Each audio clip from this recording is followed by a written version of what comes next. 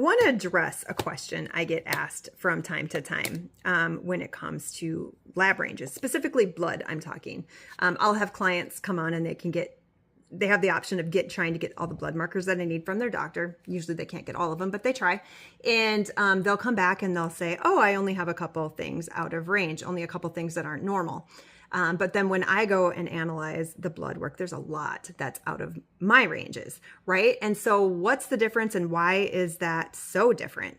How allopathic medicine determined their normal ranges was they took a huge sample of people coming in to be tested, and they would take that middle 95% and call that normal, right? Which seems logical, but the problem there is people that are going in to be tested typically aren't people that are healthy, thriving, and living their best lives, right? They're there for a reason, and most of them had symptoms, have multiple medications that they're on. I mean, I'm sure there are some healthy in there too, but it's a real mixed bag of health, right? And so what optimal ranges are, and that's what like functional medicine providers like myself do, is we look for functional ranges, right? Where you're functioning well, where there is no disease, where your body is performing the way that it was designed to, right? Doctors are looking for disease already present. So anything outside of those really wide ranges means that there's disease present. They're going to diagnose you and they're going to treat that, right?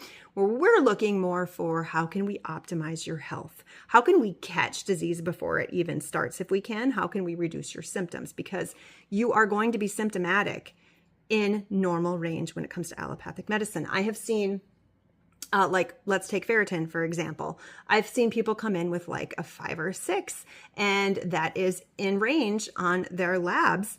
But at a 6, you are not feeling well at all. You want your ferritin probably to be at least 50. So at that low of a level, you are not feeling good. And so, yeah, so panels for me are going to look a lot different than they are from your doctor. And their ranges, these lab ranges change. They shift, they based on lab, based on country. And as our population gets sicker and sicker, these change over time, right? So they're just going to be less and less beneficial in my opinion. So hopefully that makes sense.